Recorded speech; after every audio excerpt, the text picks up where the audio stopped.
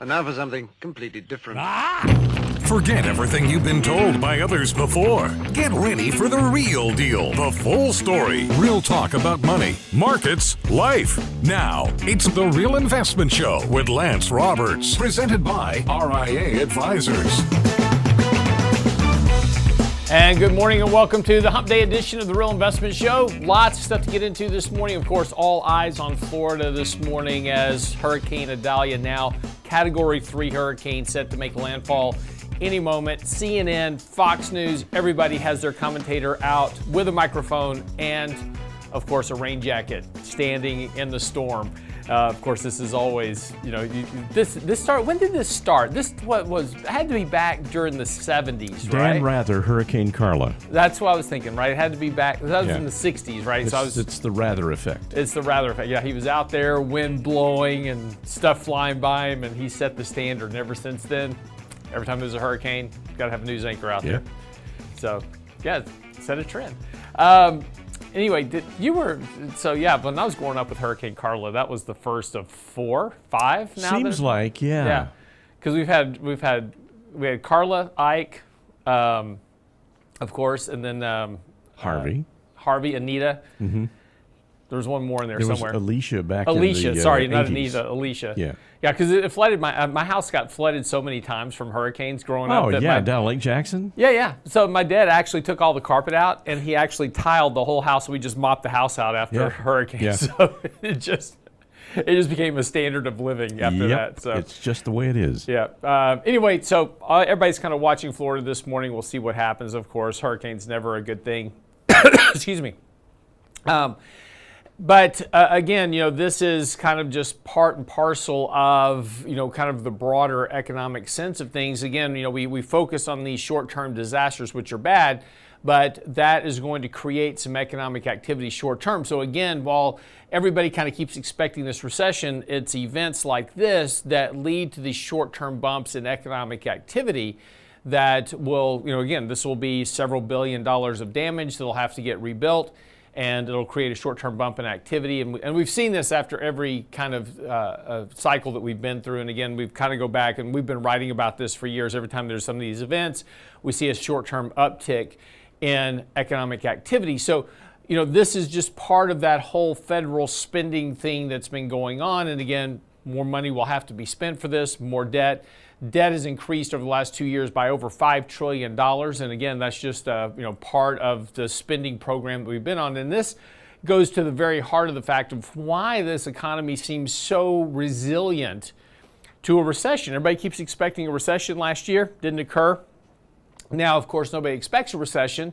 And economic data has been better than expected. Now, that's the key point, though, to talk about this morning. Better than expected. Right, economists were so negative on economic activity last year that they had lowered their estimates to a large degree, and it made it very easy for economic data to come in and beat those estimates. So everybody was like, economic surprises, things are better than we thought they were. Well, of course, when that happens enough, what do economists do? Naturally, they begin to upgrade their estimates thinking, hey, everything is now better. Everything is going to be better. We're heading, we had a soft landing. Everything's going to start to recover. Everybody starts ratcheting up estimates. And then something like yesterday happens, which is something that we may see a bit more of going forward because economists and analysts have gotten so optimistic about things that we see data now starting to disappoint expectations. And that's what happened yesterday. Consumer sentiment, much weaker than expectations yesterday.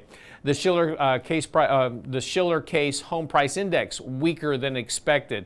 The JOLTS survey, of course, that's a job opening and labor turnover survey, came out much weaker than expected yesterday. Quits rates are falling. We're starting to see other impacts across the labor market. That led to a fairly sharp rally in the markets. Now, that doesn't make any sense, right? Bad news is now good news again for the markets because that suggests that the Fed won't hike rates anymore. See, we're back to the same argument that we've been having really ever since last year, which has been the market continues to rally on anticipation or hopes that maybe the Fed is done hiking rates this time. Of course, that has been a repeated disappointment over the course of the last several months as the Fed keeps hiking rates. But every time that we get into this phase where markets sell off on expectation of higher rates, right, something occurs, and now all of a sudden the markets start rallying again on hopes, well, maybe this time the Fed's done hiking rates for sure. So we had this correction that we talked about. And yesterday here, we specifically spoke about the ability for the markets to rally here. Here's what you need to know before the bell this morning. Bad news is good news. That's what happened yesterday. Markets clearing that 50 and 20-day moving average. We talked about that yesterday morning saying, hey, look, if we can get above that resistance level, there's really nothing to stop the markets to get back to the previous highs that we set in June and July. So again, pretty clear open selling here for markets to go higher. Importantly, though, we did trigger that MACD buy signal yesterday, and this is the one thing that we've been talking about here for the last month or so, is saying, hey, look, watch this sell signal. It's getting fairly deep through its cycle. It's not kind of normal oscillation. Well, yesterday we finished that, and we did trigger that buy signal. That also was a function of this rising price in the market, clearing these moving averages. Again, market's not extremely overbought here. Expect a little bit of a pullback here after yesterday. It was a big rally yesterday, up 1.5%. So a bit of a pullback here wouldn't be surprising. And if we can pull back and test this 50-day moving average from after breaking it, turn that resistance back into support, that's actually a really good entry point here short term, just to add a little bit of exposure. We bought a little bit of stuff early yesterday morning. That turned out well. But again, we've still got some more work to do here. So again, we've been kind of using this whole consolidation correction process to increase some equity exposure in portfolios. Kind of keeping a watch on that very closely here. Importantly, though, this is a market that is still very bifurcated. The rally yesterday, pretty much all the mega cap stocks were back to that kind of 7 stocks driving the whole market. But an interesting kind of facet behind all of this is that when you take a look at interest coverage ratios of companies, the mega cap companies have the very highest level of interest coverage. Not surprisingly, companies like Apple just have a ton of cash on their books. But this is why we continue to see portfolio managers hiding in those stocks. They are the least risk of potential bankruptcies, because bankruptcies were up 71% last month on a year-over-year basis.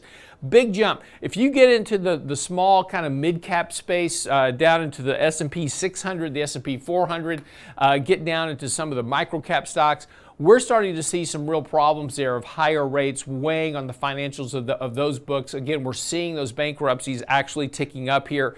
And again, that's something to certainly pay attention to. This is not a market that is equally built across all sectors. And while a lot of people are kind of hoping for this resurgence of small and mid-cap names, that really is where most of the risk is within the markets. And this is why portfolio managers as a function are still hiding in those top 7 stocks. They're highly liquid, easy in and easy out to get out of, and they have the least risk of bankruptcy right now compared to all the other stocks in the index. And particularly when you get down into those smaller mid-cap names where interest coverage is problematic, and the impact of higher rates and refinancing for those businesses are becoming much more problematic, particularly as the Federal Reserve and banks continue to tighten lending standards and tighten through higher interest rates, and really banks just saying, hey, I don't want to take the risk of loaning money. So again, something to really pay attention to within your portfolio. Make sure you're chasing the stocks that are fundamentally sound and have the least risk of bankruptcy, at least at this point, as we go further into the economic cycle. That's what you need to know before the bell this morning. When we come back, we'll pick up with Danny Ratliff. Lots of stuff to get into this morning. Don't go away. More of the Real Investment Show coming right up.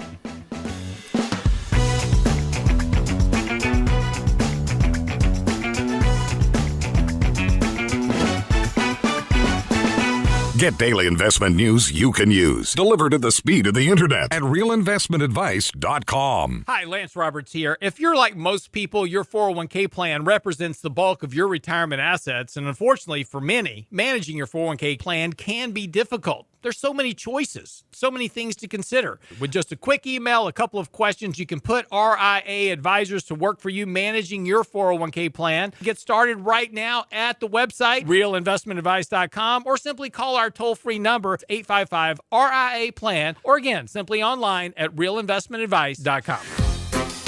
The Real Investment Show YouTube page has all of our videos ready for your easy access. From 3 minutes on markets and money to each day's radio shows like Technically Speaking Tuesday, Financial Fitness Friday, and the latest analysis from Lance Roberts and Michael Leibowitz. Subscribe and bookmark our YouTube channel for The Real Investment Show, or just click on the show links at realinvestmentadvice.com.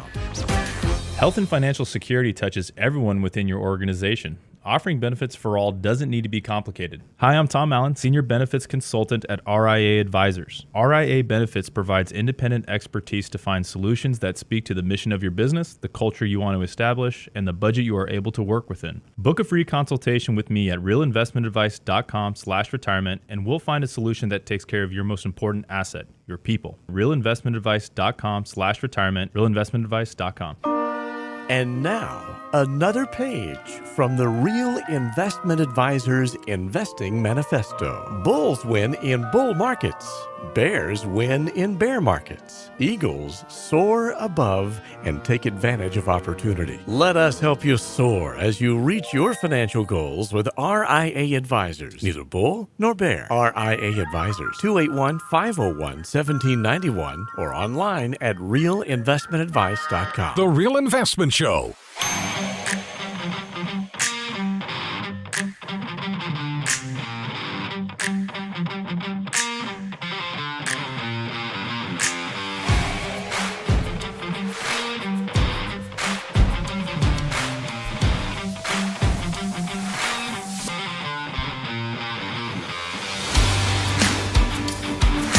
So welcome back to the show this morning. I'm your host, Lance Roberts. Danny Ratliff joining me while I play computer technician here, as my computer has now frozen for just a second. So I'm trying to get my stuff back engaged here at the moment. Interesting survey out this morning, Danny. I thought that you would, since you have younger children that you're trying to raise right now, I've pretty much already screwed all mine up. So trying is a very good word. Yeah, there's kind of no hope for my 4 kids at this point. But interesting survey out this morning that nearly a quarter of young kids today, these were intermediate to high school kids. They went and asked them and said, "What do you want to be when you grow up?" Right. So when I was growing up, we all wanted to be policemen or firefighters or cowboys or Indians, one of the 4.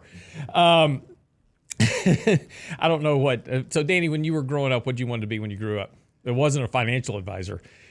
No, but nobody grows up going, "Mom, I want to be a financial planner when I grow up."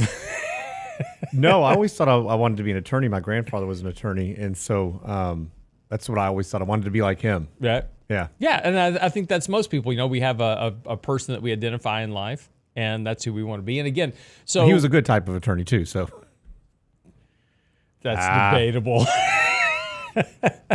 But, we grow up and say, we either have a parent or grandparent or somebody that we know very well. They're a doctor, a lawyer, accountant, whatever it is. And so we want to follow in their footsteps. So it's not surprising that with all the kids kind of glued to social media today, that nearly 1/4 of all the children surveyed wanted to be an influencer when they grew up. Oh, good Lord. That's their yeah, that's their terrible. Goal. And this is why you need to limit the interaction that your kids have on social media. Well, but this isn't surprising, right? I mean, when my son was growing up, right, he wanted to be a football player. He wanted to be in the NFL, right? What are the odds of being a football player in the NFL? Do you have any idea on a percentage basis? Oh yeah, it's like 0.0001. Yeah, it's very small, right? And so the odds of being a successful influencer are less than 1%. Yeah. So. And again, it's just that. But again, we all want to do this. But again, this is where, as parents, this is where we have to step in and say, that's okay, right? It's okay if you want to try to be an influencer. I'm fine with that. Wink, wink, nudge, nudge. Just make sure you have a secondary backup. So let's get a college degree in something that's actually going to provide you a backup, just in case the influencing thing doesn't work out for you. Well, first of all, at their age, what are they going to influence? Have you looked at type of social knowledge? media? No, I know, but like, what type of real knowledge do you actually bring to the table? Right. So, Well, somebody needs to have a conversation. Can we talk about some of the people yes. that are influencing on social media? No doubt, for sure. But at the same token, like somebody should sit down and like, let's have a real life talk about what the world is like and what these people are actually doing. 99% of them are probably renting the Lamborghini for an hour or the airplane or all of these things. Yeah. And if they are so stinking successful with what they're doing, why are they telling you? Well, you stole my thunder. That was the whole point, right? Even Mark Cuban was out the other day on social media, and he made this statement. He said, listen, let me tell you a little bit about how capitalism works. He says, if somebody has found a secret ingredient to making money, they're not going to share it with you, right? They're going to keep it for themselves. So all these people, and particularly he was addressing all the commentary that's on social media about how to get rich quick, how to, go be a... Well, they're getting rich quick off of you following them. That's the point, right? So that's the influencer, which is, hey, go do digital marketing or whatever it is, and you can make $1,000 a day doing, this, that, or the other thing on social media. It sounds great, but if they actually had the secret to this, why would they share it with you, right? So this is the challenge that, I have with my kids right now, talking to them, because again, they see all this stuff and I get texts from my kids going, hey, is this real, right? Whatever this is, the latest little fad on the internet. I'm like, no, it's not real. Don't do that. Yeah. But it's a challenge. And for a parent trying to raise kids today because of social media, it looks so easy. I just make some videos. And I really don't understand this as well. This is one other thing. Maybe you can explain this to me, Danny. Probably not. I'll try. Okay, so there's a lot of complaints about, from the kind of the millennial and Gen Z group now that, that they don't have enough money, things are too expensive. And then I watch them and they send money to these people for doing these live streams and stuff. I'm like, what are you doing with your money? You're complaining you don't have enough money, you can't afford a house and do these things, but now you're sending money to people because they're streaming on the internet. I don't get it. I don't get it either. I mean, that baffles me. As hard as it is to come across a dollar, I think it's interesting about how people will just give it away for content, entertainment. Yeah. I'd probably say a lot of it's more entertainment than actual content. Is it the P.T. Barnum effect? No, I don't think it's the P.T. Barnum effect. I think it's just honestly the way that a whole generation has been raised is like, oh, I like this content creator. So again, you go onto TikTok or you go on to YouTube or whatever, you can send them likes or whatever, but then you can subscribe to their channel, pay a fee to subscribe to their channel. It makes them, okay, back up. How do you become an influencer in the top 1% so that you can make a standard of living by streaming video games or whatever it is? You need people to subscribe to you and to send you money. So you're sending money to somebody to sit around and play a video game while you watch them play a video game, which I haven't quite figured that one out yet. But people do this, and then they complain about not having enough money. And I'm just, we kind of, and this is kind of the topic of the show today, which is always financial planning and doing smarter things with your money. I don't get, again, I'm old, right? So let's just start there. I'm almost 60. So, paying people to play video games on the internet, I don't get that. But again, it's a different generation. So, well, I'll give you an example. My wife was driving down the road one day, big lemonade pop-up stand, and a line all the way around the building, through the parking lot, people waiting. And it's a YouTube influencer. And my kids knew who this person was. They don't have unfettered access to YouTube, to any social media. I mean, really to much, to be honest with you. But, and so what was happening is this guy was giving away free lemonade, but he'd also give away, here's an Xbox, here is a TV, here's all these things. So people were lining up for this. Or here's cash. And so you got to think how much money some of these people are making. Now, this guy evidently was like a humongous YouTube sensation. Right. But I'm sure he got there because he just started giving away stuff. it's kind of interesting when you think about it. I mean, like supported probably by somebody else. Like, did private equity come in and scoop this dude up? Like, what happened here? Right. How did he start getting all these people? Because this is, if you look back at it, 'cause I was kind of interested. I was like, all right, what's this guy all about? He just gives stuff away. Yeah. Well, look, there's guys like Mr. Beast, which does that. He I think gives that's stuff exactly away. who it was. Oh, it was Mr. Beast? Yeah. Yeah. He lives in Houston. Okay. Yeah. He's huge, right? I think that's him. And he does these big giveaways and does all these kind of crazy things. But he started out small. He's got a whole team now that generates these ideas, promotes them, markets them, and he's got a huge following, right? And so he does very, very well. He makes $1 million a year doing this type of stuff. But there's other guys like there's a video streamer. We're working too hard, Lance. Right? No, it is. But there's a video game streamer named PewDiePie who was #1 ranked on YouTube for a long time. Made like $5 million a year streaming video games. Wow. So again, but it's a very small percentage. This is the point. Yeah. So you've got 25% of kids growing up now that this is their goal in life, is to be an influencer. But again, look, they're young. They'll figure this stuff out. I'm not saying that this isn't going to happen, but it's just a very interesting generational difference where when Gen X was growing up or baby boomers were growing up, we were wanting to be doctors or lawyers or, like Danny said, people that we idolized. And now it's, video streamers. It's just an interesting change in the generational makeup. Well, if it makes you feel any better, my middle one still wants to be a Major League Baseball player. I'm like, okay, buddy, better get out there and work. But that's, I still think it's there for a lot of kids. Sure. Now, mine are probably too young to really understand that whole sensation and get behind it. But I'm going to try to keep it that way for as long as I can. The beauty of innocence. Yeah. It's all good. Absolutely. Okay, so we got some topics to get into today, Danny. Well, it's kind of interesting. You just mentioned how people were giving money away for, just to like something. And so they did a study, actually, that what would you do if somebody gave you $10,000? And I think this is really interesting. But now they followed what happened. And so they actually came out, and they went through TED Talk is how this group did it. So they gave 200 people around the world $10,000. But they wanted to see, like, what would people do if they had to tell everybody what they did with the funds versus if they kept it to themselves and didn't tell everyone. And so the thought behind it was initially that if you told everybody, you would actually be more inclined to do actually good with it. The rule was you're supposed to spend it within like 3 months. Okay. But you're supposed to give it and help people.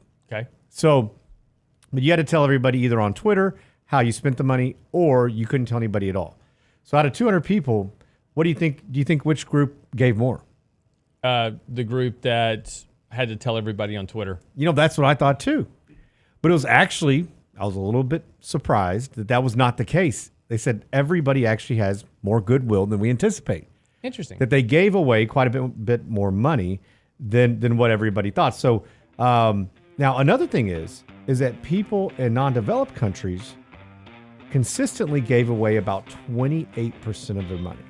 Interesting. So kind of interesting. Now, a lot of it was to help family, friends, things they were passionate about.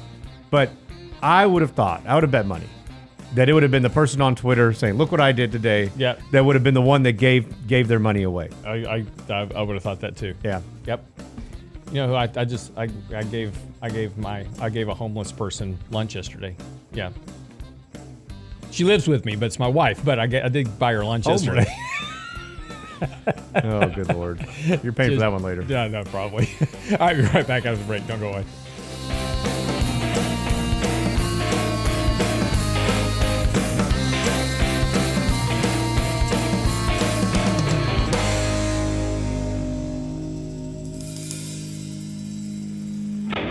The Real Investment Advice blog. It's required reading for the informed investor. Catch it today at realinvestmentadvice.com. The Real Investment Show YouTube channel has all our videos ready for your easy access. Now with the new and improved Before the Bell reports, Candid Coffee, and Lunch and Learn replays, plus each day's radio shows like Technically Speaking Tuesday, Financial Fitness Friday, and the latest analysis from Lance Roberts and Michael Leibowitz. Subscribe and bookmark our YouTube channel for the Real Investment Show, or just click on the show links at realinvestmentadvice.com. realinvestmentadvice.com. Health and financial security touches everyone within your organization. Offering benefits for all doesn't need to be complicated. Hi, I'm Tom Allen, Senior Benefits Consultant at RIA Advisors. RIA Benefits provides independent expertise to find solutions that speak to the mission of your business, the culture you want to establish, and the budget you are able to work within. Book a free consultation with me at realinvestmentadvice.com/retirement, and we'll find a solution that takes care of your most important asset, your people. realinvestmentadvice.com/retirement, realinvestmentadvice.com. Can't catch the whole show now? Listen to our podcast later at realinvestmentadvice.com. When I have these meetings with parents and I'm like, you can't afford to pay for your kid's school, you're going to be in the poorhouse. Well, it's my responsibility. No, it's not your responsibility to pay for your kid's school. Nobody ever said that. There is not a law on the books that says paying for your kid's college is your responsibility. The Real Investment Show podcast. Even in divorce, right? Your responsibility ends at 18. When they turn 18, they're done. The Real Investment Show podcast. Same show, your schedule. Life is not easy. When you're living in the house and you're paying for everything for your kids, you're paying for their phone bill, you're paying, you don't charge them rent, then you let them come home from college and live with you for a few years and you're still paying for everything. You're not teaching them any lessons. You're not preparing them for what the real world is like. And this is the problem. We've created a whole generation of kids that we never prepared for life. At realinvestmentadvice.com.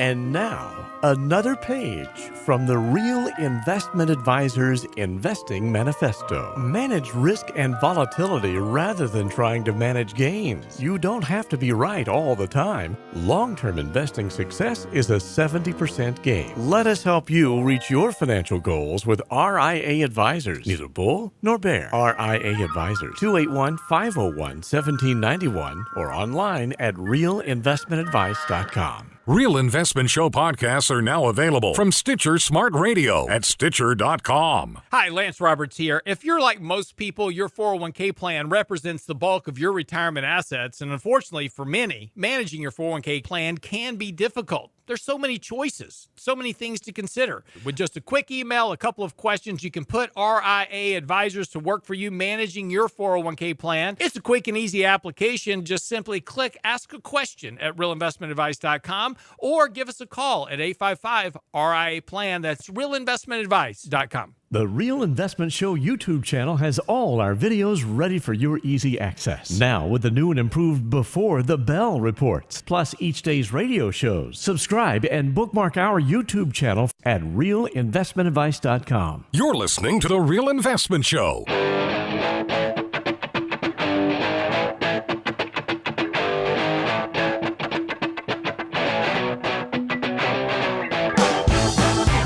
So next couple of days, we've got some economic data coming out that will probably move the markets. Yesterday, of course, we saw consumer sentiment coming in much weaker than expected. We also saw the Case-Shiller Home Price Index fall a little bit more than expected, and the Jolt survey much weaker than expected. Today, we've got retail inventories month over month. Second quarter GDP. Now, this is the second estimate of the second quarter's GDP. So remember, we have three. You have the initial estimate and then two revisions, and then we'll have another revision a year from now and another revision 3 years from now. So we'll get the second estimate today. We also have second quarter personal consumption. The second estimate of that's currently expected to be 1.8%, pending home sales, of course. And then tomorrow, we've got personal incomes. So again, some pretty big data over the next couple of days that could well move markets in one direction or the other. And as we were talking about earlier this morning, bad news is good news again, because, again, if we have bad news, that means that the Fed won't hike rates anymore, which is good for stocks, because now stocks are hoping that the Fed will start cutting rates. And if the economic data is bad enough, then they'll start cutting rates, which means that stocks will go. It's very confusing. Less the good news is bad news, but I mean, typically when you see this type of environment, if they're cutting rates, because we don't have a soft landing. Right. Well, that's the whole point. That's why it's all very confusing, right? Yeah. The hope is the Fed's going to cut rates, but if the Fed's cutting rates, that means the economy's slowing down, which means earnings are falling, which means that the valuations are too high, which means stock prices have to come down. Yeah. So again, it's all very confusing. The markets are rallying in anticipation of the Fed starting to have to cut rates, but really that's not what you want them to do. It's like I said, it's a bit baffling how markets work, but it's how markets work right now. Yeah. Fun stuff. Yeah, it's all good stuff. So more sentiment trade, short term versus long term trade. Well, it's been a sentiment trade for the last 5 years. Yeah, that's true. So, Very true. ever since 2020, it's been a sentiment trade. So anyway, now that we've, kind of gotten some of this kind of, economic data, out there. And again, this is the interesting thing, as we said earlier, is that everybody got so excited about stronger economic data. Now the estimates are too high. So we're going to start to have disappointment now. It's like, oh, well, the numbers are coming in weaker than expected. We'll hear a lot of this. And that's just because everybody got so excited about the data being stronger than expected previously. Everybody ratcheted up their numbers. And so now that everybody's ratcheted up their numbers, you now have the potential for misses. But again, this is just, something we'll have to navigate. Markets are, again, as we talked about earlier, they're in good shape. Nice rally yesterday above resistance. Kind of sets the markets to rally back to this year's highs. But again, the risk of an economic downturn, economic recession next year, certainly very much in the cards, and we've got to pay attention to that. Interesting note real quick, and then I'm going to turn it over to you, Danny. One of the head scratchers this year has been the fact that, 7 stocks have pretty much driven the entire market. If you X out the top 7 stocks of the markets, you virtually have no gains in the markets this year. And one of the reasons for that, and this is going to be in this weekend's newsletter, so if you're subscribed at the website, I'll have a discussion on this in the newsletter on Saturday, that interest coverage is extremely strong in those very large 10 mega cap companies. It makes complete sense, right? They have a boatload of cash sitting on their books. Berkshire Hathaway, Apple, Microsoft, they just have a war chest of cash sitting there. So there's no risk of bankruptcy in those companies. But bankruptcies have risen 71% year over year in those small to mid cap companies. And that's where interest service coverage is the weakest. And those are also the companies that have the biggest risk of refinancing of debt at these higher rates in the next year or so. So again, if there's a risk that you're going to have a downturn in the economic data and a risk of a bankruptcy, I don't want to invest there, right? So portfolio managers are chasing these big mega cap companies because they're completely safe, they're super liquid, I can get in and out of them very quickly.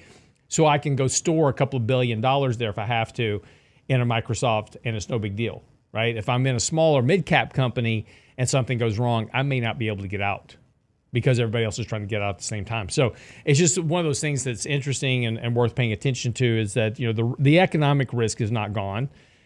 And it may feel like at times that nobody cares about the economic data, but the economic data will matter. It's just going to take longer for that lag effect to catch up because of all the money, in the system, as we've talked about before. Okay. So Danny, with that said.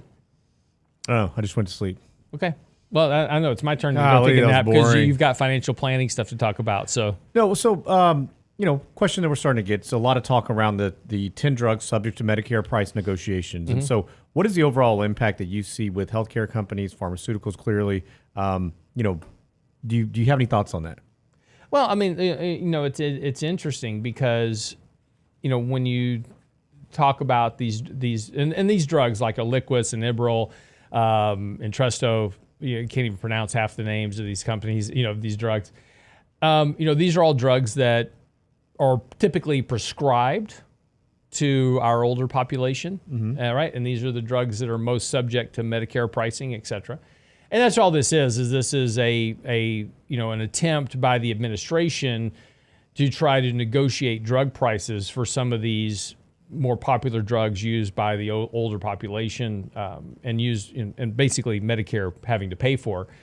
So this is an attempt to try to negotiate that. I don't think it has a huge effect on these companies. We'll see. But, again, this is an attempt. And whether or not it's successful is an entirely different story. Well, they actually put this in the Inflation Reduction Act. And so what I think the biggest, maybe it's a little bit misleading in some ways because it's not going to be a direct impact to us, the consumer. Unfortunately, right? They're negotiating the price to save themselves money. So out of these 10 drugs, they paid $50.5 billion last year on them. And so this is an enormous amount. Mm-hmm. Now, one of the kickers here is that most of these drugs are coming out of their patent period. Right. So the prices are going to come down anyways when there's more competition. Right, because they'll make generic forms of this. Correct. So it's kind of like, okay, look what we're doing to help, But really what it's doing is, so what they anticipate with all the things that are going on right now is that it's going to actually reduce the cost that they spend for a while, but they're not changing our out-of-pocket. Right. Not yet. Now, in 2026, they're talking about reducing the out-of-pocket to $2,000 for Medicare Part D, which that'd be great. But if we could get the cost down in general, I think that'd be much better, because here in the States, we spend much more money than anywhere else in the world on any types of drugs. No, it's well, and again, people say this all the time, and there's truth to that statement, right? I'm not saying there's not truth to that statement. We do pay more for drugs than other people in the world, but it's because we're paying for all the R&D because they're developed Correct. here, right? Yeah. And then they get shipped overseas and they get sold. But again, that's just kind of the function of this. And again, you've got to really read that Inflation Reduction Act. You should read it. There's some very interesting stuff buried in there. In that whole Inflation Reduction Act. And an interesting one is there is a clause in there for a kill switch in electric vehicles. Of course, the whole Inflation Reduction Act is a big push to get everybody to drive electric vehicles. Yeah. And there's a clause in there to install a kill switch in electric vehicles. Why? So if you have once you start to overload the grid, if we need to brake, basically the kill switch is flipped and you can't drive your car to work. Mm-hmm. But it saves electricity. So you should read it. There's some really interesting stuff buried in there. Michelle's like, when you get rid of that old truck? I don't know. Never. Now, it's looking a lot better. It doesn't have all those electronics. Yeah, I am. If anybody out there has a 1971, 72 International, I'm very interested in buying it. So if you want to sell one, can't find, and it's in decent condition. It doesn't have to be in great condition, just in decent condition. You're going to work on it in your spare time? Yeah. Okay. I've got a 66 Mustang that I've had since 2007. Really? Right? It's sitting in your garage? Yeah, I mean, it still runs. We drive it, but it needs some love. There's just no time. Well, I'm going to retire. That's even funnier. Because you said on the show Friday that, if you had a 5-year window to plan for retirement, then that's my 5-year window. Well, that's some people. I mean, your window's much larger. Gosh. Finances are a wreck. Come on, your spending habits? No way. You got 4 kids. That's true. I do have 4 kids. But anyway. It's not happening. But my goal is, though, I do want to rebuild an older type International or an old pickup truck type that is not trackable. And I can actually work on it when something breaks down. It's not all these electrical gadgets. Man, you open the hood of one of those, I mean, it is so different than what we have today. It's so much easier. Well, when I was growing up, we used to build cars all the time, right? And me and my buddies in high school, we built race cars all the time, but it was super simple, right? Yeah. It was just pistons, spark plugs, and carburetor, right? Now it's all these electronics. So I just want to get back to basics. Yeah, you can't even work on them in your garage now. You got to take them in. Exactly. Let me hook you up to our machine here. But so getting back to the Medicare part, I don't know that this is going to be like, we're getting all these headline news about it. I'm not sure it's going to have the impact that most people think, right? I mean, it's going to be so bad for the pharmaceutical companies. Well, maybe for a moment, but if most of these drugs are coming off patent, they're going into competition anyways. And those prices should be reduced. Yeah. But so how can we get away with, so I get what you're saying. We spend all the money on R&D, but yet we're shipping this out globally. Why are we the ones that have to foot the bill? Just the way it works. Well, doesn't mean it's right. No, but again, this has been the whole problem with. Look, do we have a very high cost of healthcare in the United States? Absolutely, no doubt about it. Do we have the best healthcare in the United States? Absolutely, no doubt about it. I've lived in other countries. Don't argue with me. The point is, though, is that it's the insurance problem. Yeah. And if you want to fix the healthcare problem, you've got to fix the healthcare insurance. And it's not the insurance, right? It's responsibility of individuals and insurance. Again, you want a $25 copay. If you want all these other things, it's going to cost you more in insurance. Somebody's got to pay. Somebody's got to foot the bill, right? At the end of the day, somebody's got to pay the bill. Somebody's got to pay the money. But medical billing problems, there's about 4 big areas, tort reform, et cetera, would fix a lot of the healthcare costs in this country, but nobody's willing to fix those problems. Be right back after the break. Get daily investment news you can use, delivered at the speed of the internet at realinvestmentadvice.com. Oh, Red, I declare, I plumb miss that candy coffee. Whatever am I gonna do? Don't you worry, little darling. We'll watch it again on our YouTube channel. Why, Rhett, I never. The Real Investment Show YouTube channel has all of our past presentations, from Candid Coffee and Lunch and Learn to special topic discussions, and all of our live show recordings preserved for you. Subscribe now to the Real Investment Show YouTube channel, or look for the link on our website at realinvestmentadvice.com. Hi, Lance Roberts here. If you're like most people, your 401k plan represents the bulk of your retirement assets, and unfortunately for many, managing your 401k plan can be difficult. There's so many choices, so many things to consider. With just a quick email, a couple of questions, you can put RIA advisors to work for you managing your 401k plan. Get started right now at the website, realinvestmentadvice.com, or simply call our toll-free number, 855-RIA-PLAN at realinvestmentadvice.com. Small businesses are now being challenged by the lack of employees and how to attract and recruit the best employees. To get the better employee, you'll have to offer a better package. Hi, I'm Tom Allen, RIA Advisors Retirement Plan Consultant.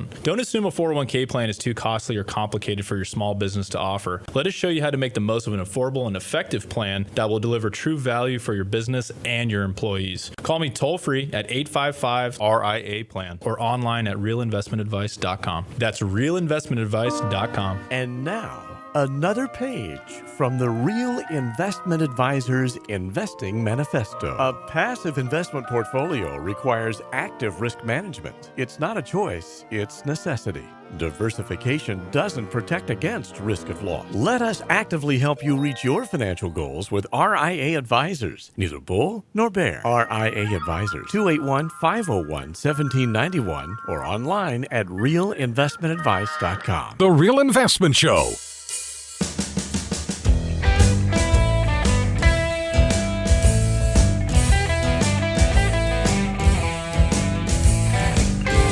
You know, just one last comment about healthcare costs, and just thinking about this over the break.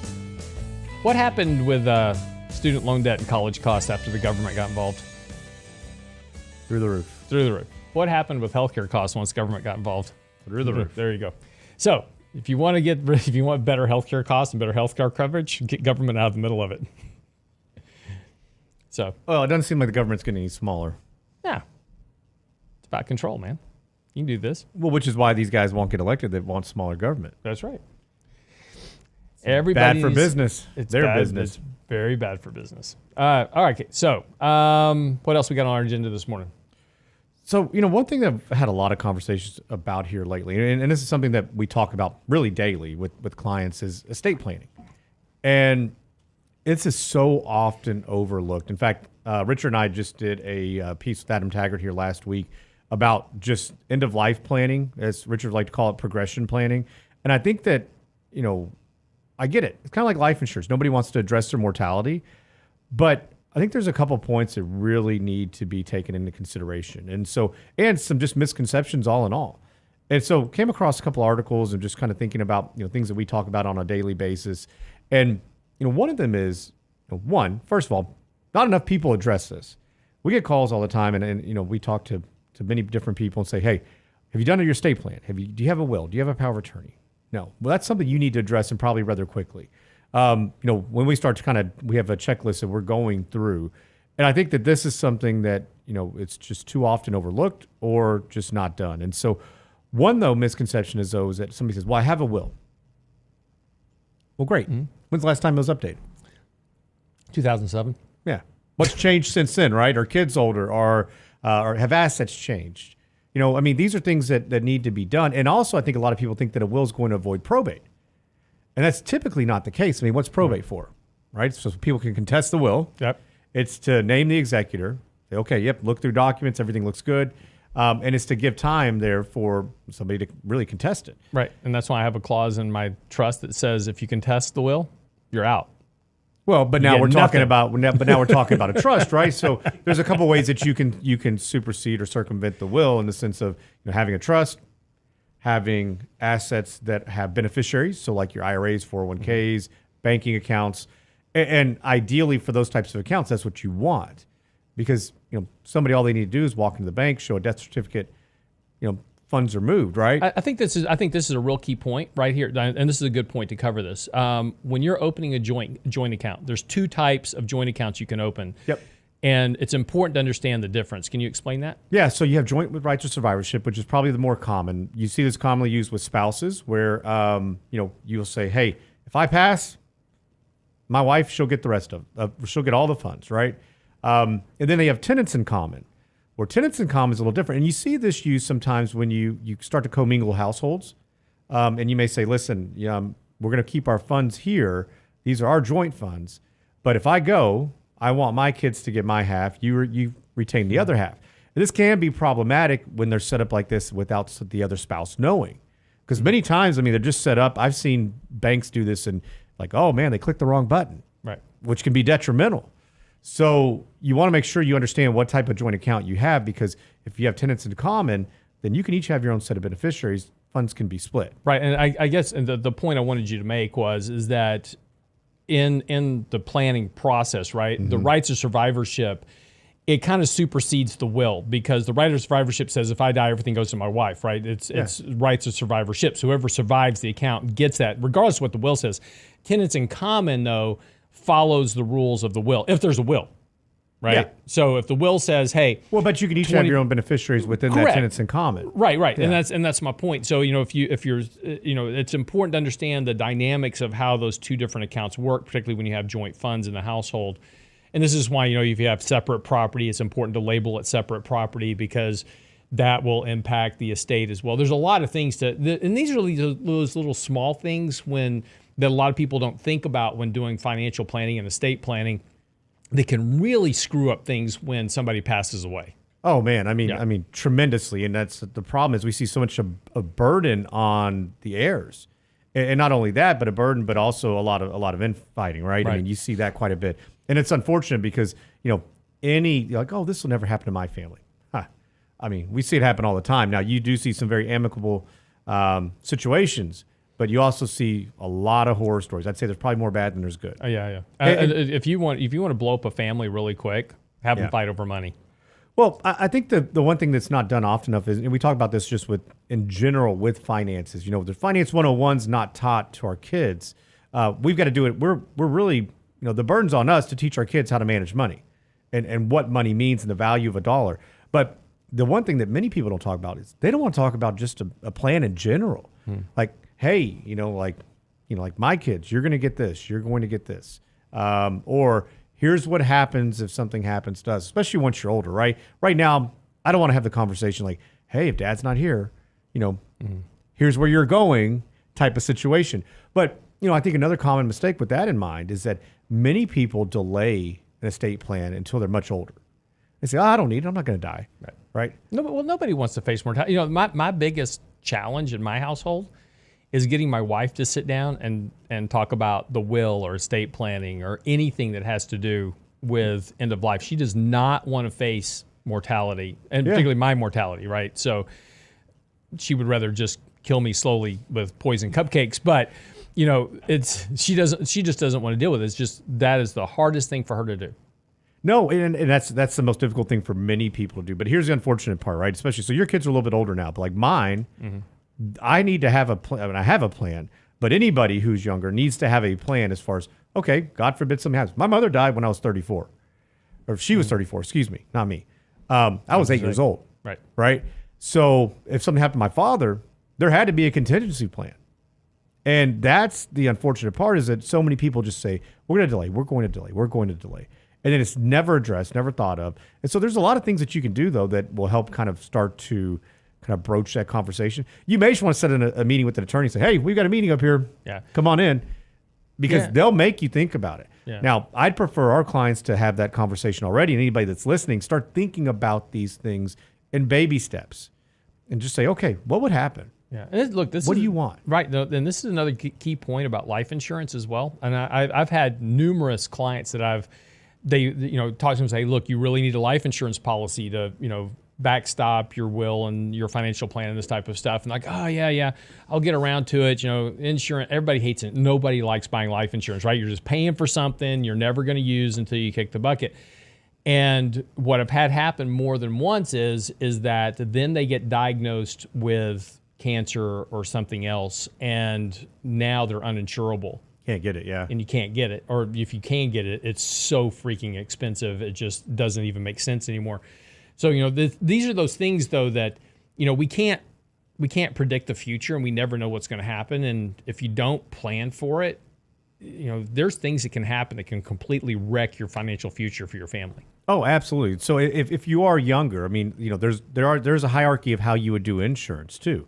And so, I think do something. Well, one big problem though is that like you see these guys that like everybody needs a permanent policy. And I think that's right if you're actually going to save and put funds aside into some policies like this. However, everybody needs a term policy first. Sure. Right? I mean, especially if you're starting off a young family, you need to go get a term policy to mitigate risk should something happen to you. If you're single, you don't need insurance. Yeah. But No. you get married, as soon as you get married, you need insurance. If you have kids, you definitely need insurance. Well, as soon as you have responsibilities beyond your Exactly. control, you need to be able to do that, right? We're just mitigating risk. And That's I right. understand most people don't want to pay for it. I get it, right? But we pay auto insurance in case something happens. The same thing here. Well, And we this buy is- it because the government forces it. Maybe we need the government to force people to buy life insurance. I'm not a big fan of the government forcing people to do anything. But here in Houston, man, I'm glad I say most, probably some people have insurance. exactly. But so this is a problem, is that you need to understand how insurance works, what type of insurance you should get. Now, if you have a very large estate, and it doesn't matter your age, you need to have some type of permanent policy to mitigate estate taxes, right? But most kids starting off young aren't going to have to worry about that. Even if you're a little bit older, have a family at home, you may not fall under those. You're to fall under the estate tax exemptions, but things you need to be considering. And so, but just like estate planning, life insurance is too often just pushed off and brushed off and put to the side. Another big part of this is that long-term care costs within estate planning. Yeah. Right. So there's a 5-year look back rule. And so we get a lot of calls from clients say, hey, my parents, they don't have a ton of money, but they've got a little bit. They don't qualify for Medicaid, and they're going to just blow through everything.